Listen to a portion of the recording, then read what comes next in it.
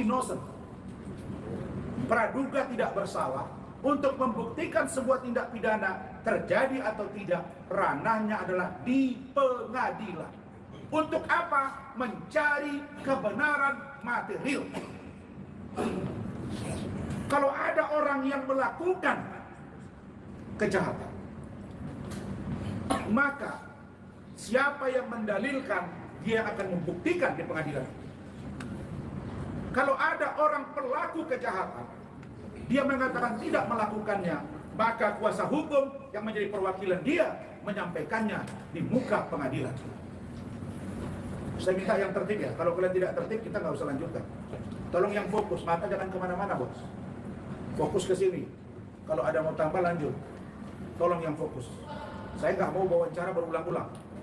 Gabung aja. Ya, tolong fokus. Kamu juga fokus ya. Jangan lihat sana, lihat sini. Lihat ke kita Dinda. Ya. Tolong ya, saya menghargai kalian, kita hargai supaya kita sama-sama enak. Kalian butuh berita, saya juga butuh untuk disampaikan ke publik. Oke. Jadi fungsi pengacara itu dan fungsi jaksa itu sebelah kiri dan kanan. Hakim di depan karena dia pemutus.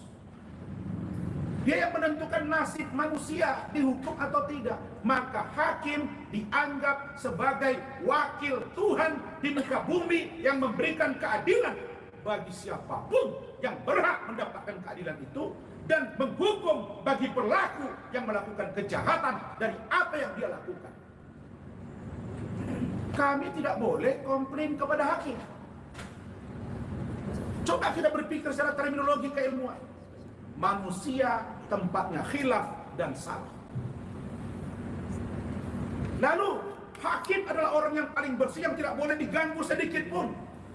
Pertanyaan saya, wahai teman-temanku para hakim, banyak juga keluarga saya hakim, apakah kalian suci semua? Apakah kalian bersih semua? Apakah kalian tidak ada yang terlibat dengan tindak pidana korupsi, pemerasan dan penyuapan? Tunjukkan kepada saya bahwa kalian kulluhum ajma'in bersih dari aspek apapun, sehingga kami yang juga penegak hukum tidak boleh protes kepada kalian atas nama kelembagaan bahwa hakim orang bersih tidak boleh diganggu, yang disebut dengan contempt of court. Lalu kalau Anda tidak menghargai kami sebagai penegak hukum, bagaimana kami menghargai Anda sebagai penegak hukum? Apa hidup harus seperti itu? Agama manapun tidak pernah mengatur itu, bahwa hakim lebih mulia daripada yang bukan hakim. Allah, agama saya mengatakan kemuliaanmu tergantung pada ketakwaanmu. Jadi karena kita sama-sama penegak hukum ini banyak bermasalah. Kalian pikir saya takut di penjara? No. Saya wakafkan hidup saya untuk mati demi hukum dan Indonesia dan kebaikan. Saya jual ayam, saya jual koran, saja SMP. Saya berhasil hari ini karena Allah, dan saya tidak takut melawan manusia karena Allah yang saya takuti, dan saya tidak takut dengan kalian siapapun kalau hukum kalian permain-mainkan. Saya Razman Arif Nasution, orang kampung yang dihina-hina oleh si Hotman, yang direndah-rendahkan oleh si Hotman. Saya memang orang miskin Hotman. Kau boleh kau bilang kau kaya, tapi di mata saya kau bukan siapa-siapa. Kalau kau merasa kau hebat, kalau kau merasa kau benar, kau bicara di media, punya data, punya fakta, punya rekaman tentang perilaku saya, kenapa kau tidak meminta agar sidang itu terbuka untuk umum supaya kita buka-bukaan? Karena secara logika hukum, orang yang sehat, yang senantiasa, yang takut berhadapan dengan korban ketika diperiksa adalah terdakwa. Ini saya yang nantang terbuka, kok kau malah sepertinya tidak dukung untuk terbuka. Saya sebagai terdakwa minta ke yang majelis hakim untuk dibuka, tapi kok malah hakim mengatakan tertutup. Ada apa?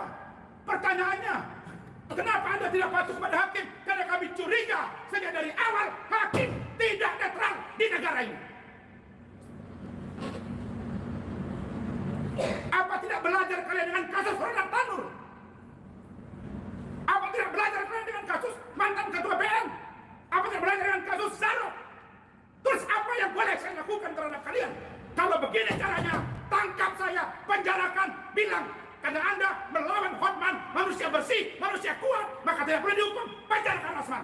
Tenang, selesai kasus ini. Jangan kalian kira saya student, dokter dan master di luar negeri.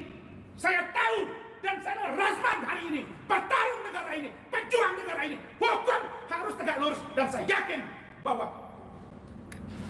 konsep hidup jelas, berani melawan kezaliman. Jadi bukan main-main, bos. Kasus ini saja tahun 2022 sudah dilaporkan. Kasus remeh-temeh 34 bulan baru masuk persidangan. Di mana pengawas masing-masing? Di mana Kompolnas? Di mana Kabid Propam? Di mana Komisi Pengawasan Kejaksaan? Saya bertemu dengan jaksa petinggi 3 kali. Ada istri saya, ada saksi lain. Anda bilang tidak cukup unsur, tapi Anda dorong informasinya. Kau bicara, saya akan buka. Kalian pikir Rasman ini takut? No. Kalau ada yang masuk penjara, Soekarno masuk penjara, demi hukum, saya lebih gila dari Alvin Lim dan tidak takut masuk penjara. Saya tidak main-main. Kalian belum tahu saya. Saya tidak main-main di kasus ini. Ini harga diri saya. Saya belajar hukum. Diajarkan senior saya. Fiat Justitia Ruas Solo. Kata guru saya. Kata dosen saya. Kata instruktur saya ketika saya melakukan pendidikan advokat. Bang Otto Hasibuan, ada rekaman videonya. Jangan takut jadi pengacara. Enak aja Hotman bilang, sahabat saya, Bapak Otto Hasibuan, tolong supaya saudara Firdaus tidak bersidang. Urusan apa